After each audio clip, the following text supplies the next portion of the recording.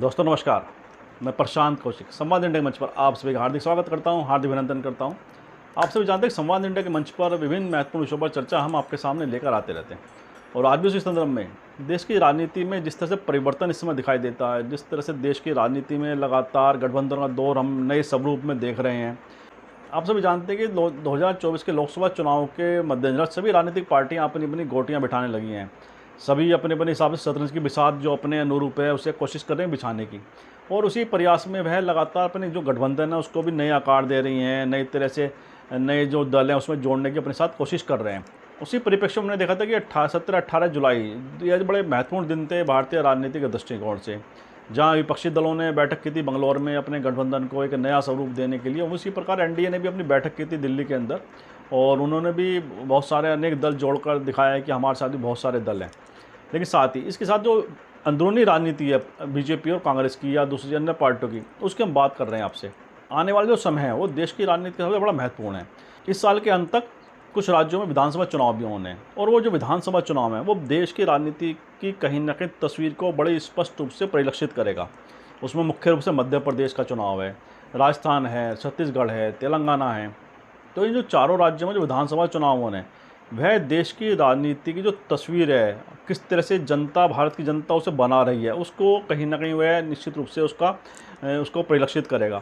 मध्य प्रदेश की बात करते हैं। मध्य प्रदेश में इस समय बीजेपी की सरकार है, और आप सभी जानते हैं कि 2018 के विधानसभा चुनाव में कांग्रेस ने बीजेपी से ज़्यादा सीट लाकर वहाँ सरकार बनाई थी। और लेकिन कुछ समय के पश्चात बीजेपी ने ज्योतिरादित्य सिंधिया के साथ मिलकर कांग्रेस सरकार गिरा दी थी, और ज्योतिरादित्य सिंधिया अपने समर्थक विधायकों के साथ कांग्रेस से अलग होकर बीजेपी में शामिल हो गए थे। और कमलनाथ की जो मुख्यमंत्री थे वहाँ के, वो सरकार गिर गई, और उसके बाद शिवराज सिंह चौहान पुनः मुख्यमंत्री बने। बीजेपी ने सरकार तो वहाँ बना ली, लेकिन बीजेपी के जो अंतर्विरोध थे वहाँ पर वह बार बार सामने आ रहे हैं।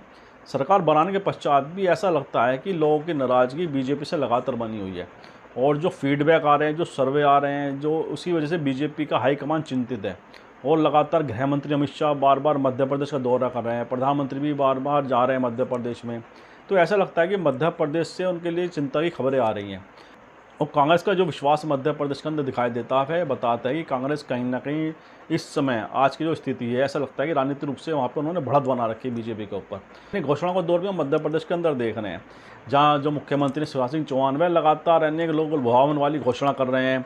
उसे लाडली योजना उनकी, वह लगातार उसका प्रचार भी कर रहे हैं, और वह लगातार आश्वासन भी दे रहे हैं वहाँ के मतदाताओं की, इसका दायरा लगातार बढ़ाया जाएगा, इसका जो राशि है लाडली योजना का उसमें भी उसका इजाफा किया जाएगा।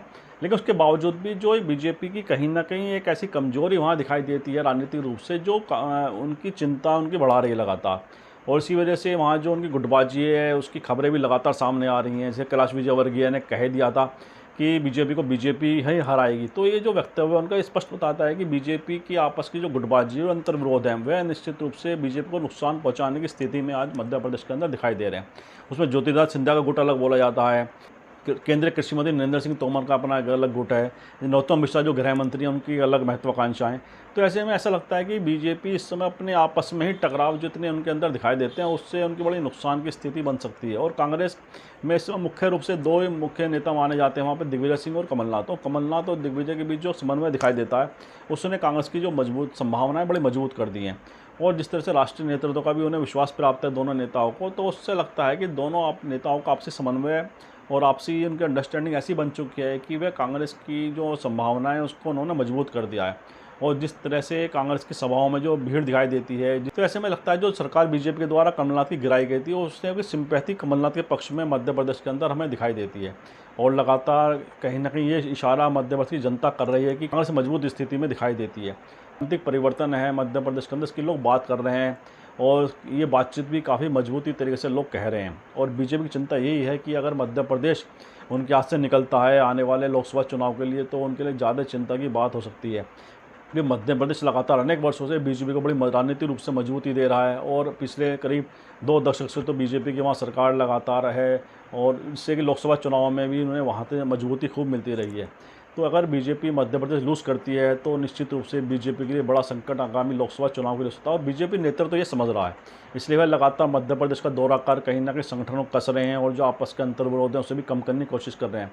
लेकिन यह तो आने वाले समय तक कि बीजेपी के राष्ट्रीय नेतृत्व की जो कोशिशें हैं, जो कवायद हैं, वह बीजेपी के जो मध्य प्रदेश के नेता हैं उनके आपसी जो मतभेद हैं, आपसी अंतरकलह उसे कम कर पाएगी नहीं कर पाएगी, और उसका जो नुकसान मध्य प्रदेश में होता दिखता है, क्या उसके बाद कुछ कम कर सकती है या उसे पाट सकती है, ये सब आने वाला समय बताएगा। साथ ही हम बात करते हैं राजस्थान की। राजस्थान में बीजेपी के सामने बड़ा संकट है।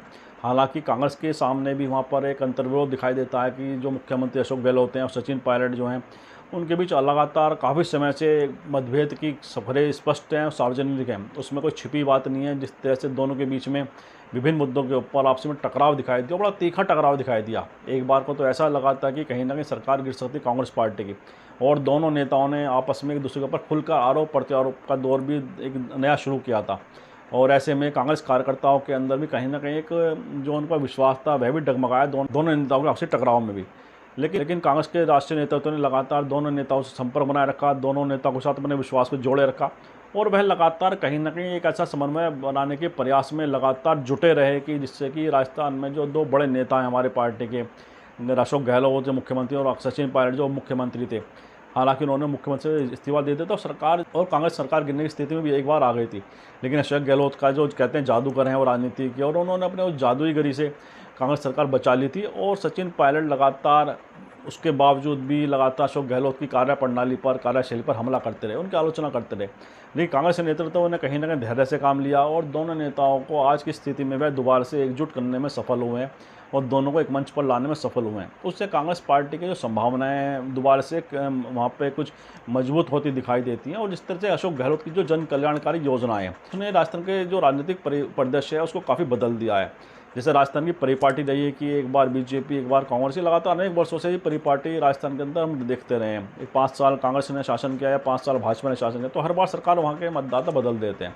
लेकिन जिस तरह से वहाँ की जन कल्याणकारी योजनाएं जो राजस्थान में मुख्यमंत्री अशोक गहलोत ने शुरू करी हैं, उसका जो फीडबैक सामने आ रहा है उसने कांग्रेस पार्टी के आत्मविश्वास में बढ़ोतरी कर दी है। और उसी का परिणाम है कि जिस तरह से अशोक गहलोत कॉन्फिडेंस में दिखाई देते हैं, वह लगातार दावा कर रहे हैं कि इस बार जो परिपाटी थी सरकार बदलने की इस बार नहीं होगी और हमारी सरकार पुनः आएगी। और सचिन पायलट भी इस चीज़ को समझ गए थे, कहीं ना कहीं एक जन समर्थन अशोक गहलोत के साथ में लामबंद हो रहा है, और कहीं ना कहीं उन्हें जनता का जो फीडबैक मिल रहा था उससे भी उन्हें एहसास हो रहा था कि अशोक गहलोत कमज़ोर नहीं पड़ रहे हैं। और तमाम विरोध के बावजूद भी और कांग्रेस के राष्ट्रीय नेतृत्व के कारण ही सचिन पायलट ने दोबारा से अशोक गहलोत के साथ कहीं ना कहीं एक आपस में मतभेद को बुलाने की कोशिश की है, और दोनों एक साथ इसमें कांग्रेस की संभावना को मजबूत करने में जुट गए हैं।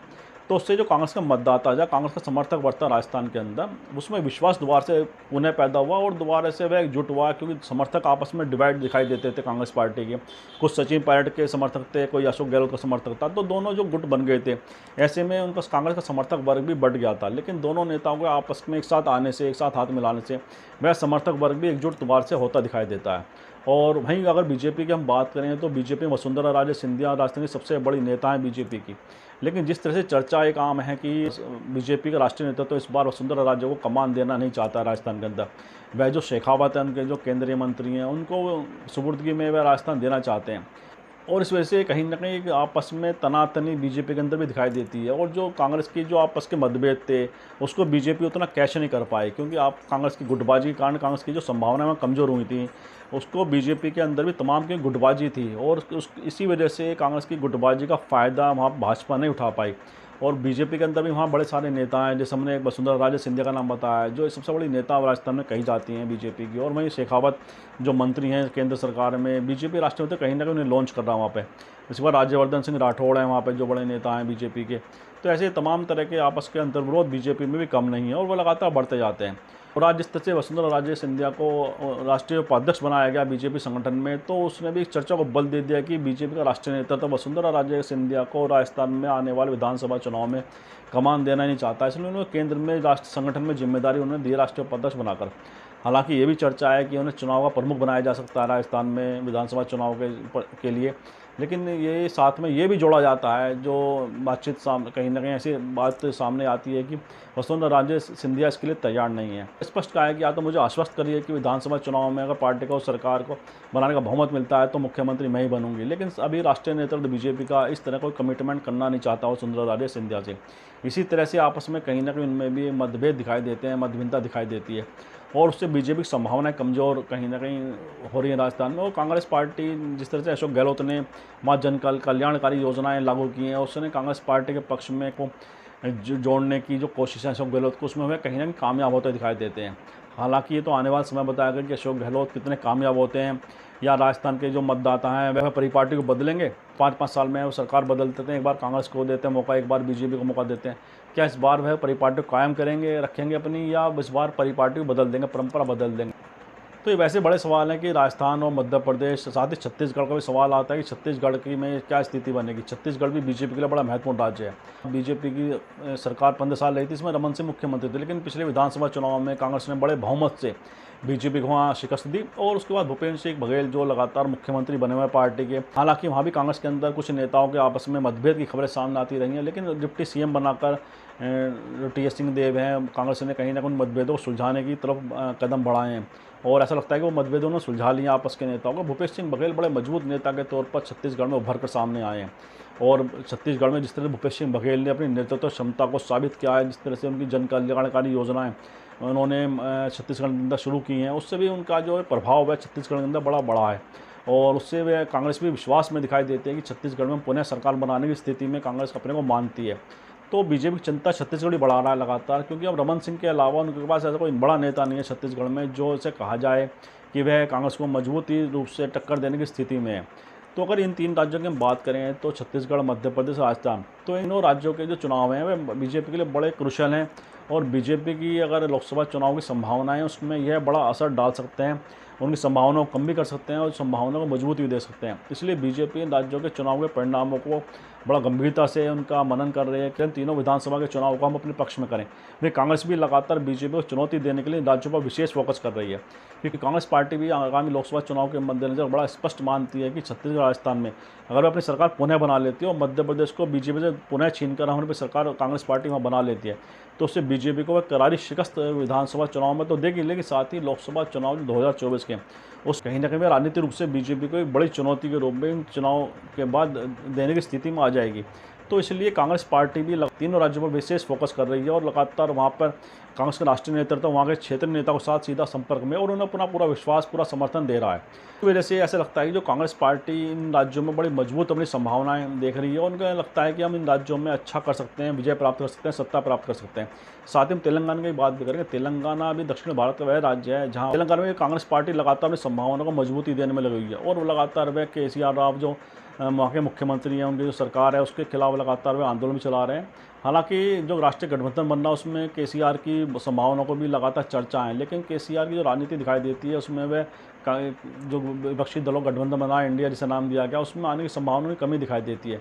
और जिस तरह कांग्रेस वहाँ पे उनके खिलाफ अपने संगठन को कस रही है, खड़ा कर रही है, तो लगता है कि तेलंगाना का जो मुकाबला है बड़ा दिलचस्प होगा विधानसभा चुनाव में, क्योंकि कांग्रेस की रैलियों में जिस तरह से भीड़ दिखाई दे रही है, और ऐसा कहा जाता है कि जब राहुल गांधी ने पिछले महीने वहाँ पर रैली की थी उसमें इतनी बड़ी संख्या थी कि बहुत अनेक सालों बाद ऐसी बड़ी संख्या किसी रैली में दिखाई दी, और लाखों आदमी के तौर पर वहाँ पर बताया गया कि राहुल गांधी की रैली में लोग उपस्थित थे। तो अगर ये बात इस तरह से लोगों का समर्थन उस रैली में दिखाई दिया जो कांग्रेस पार्टी की रैली में दिखाई दे रहा है, अगर वह जन समर्थन वोटों में तब्दील हो जाता है तो तेलंगाना बदलाव की संभावना हो सकती है। तो इसलिए कांग्रेस पार्टी इन 4 राज्यों को लेकर बड़े आत्मविश्वास में। हमें बीजेपी भी लगातार इन विधानसभा चुनाव में अपनी मजबूती पकड़ दिखाने के लिए लगातार प्रयास कर रही है। उसे भी लगता है कि मध्य प्रदेश हम पुनः अपनी सरकार बचा लेते हैं और राजस्थान में सरकार बना लेते हैं, छत्तीसगढ़ में सरकार बनाते हैं, तो निश्चित में 2024 के जो लोकसभा चुनाव है उसमें बीजेपी अपनी जो विरोधी दल है उनसे बहुत आगे खड़ी दिखाई देगी। हालांकि विधानसभा चुनाव और लोकसभा चुनाव के परिणाम एक जैसे हो ये ऐसा कुछ कोई भी गारंटी से नहीं कह सकता है, लेकिन विधानसभा चुनाव के मतदाताओं के मन की तस्वीर को स्पष्ट करेगा कि मतदाता क्या सोच रहे हैं। लेकिन अगर हम बात करें 2018 के विधानसभा चुनाव में मध्य प्रदेश, राजस्थान, छत्तीसगढ़ में कांग्रेस जीती थी, उसके पश्चात भी लोकसभा चुनाव में भी वहाँ के लोगों ने बीजेपी पक्ष में मतदान किया था। हालांकि 2019 के बाद से तस्वीर काफ़ी बदल गई है, काफ़ी अंतर आया, लेकिन ये बात तो लोकसभा चुनाव और विधानसभा चुनाव के परिणाम के बाद ही स्पष्ट होंगे कि मतदाताओं ने आखिर क्या तय किया, क्या वे मानते हैं, क्या सोचते हैं। तो ये सब आने वाला समय बताएगा, लेकिन हमें संभावना में चर्चा हमने की है। इन शब्दों के साथ चर्चा में विराम भी देते हैं और आप सभी से हम आग्रह करते हैं इस वीडियो को लाइक करें, शेयर करें, कमेंट करें, साथ ही संवाद इंडिया चैनल को सब्सक्राइब करने के साथ बेल आइकन जरूर दबाएं, जिससे संवाद इंडिया अपडेट आपको समय से मिलते रहें। आप सभी का बहुत बहुत धन्यवाद, बहुत बहुत अभिवादन।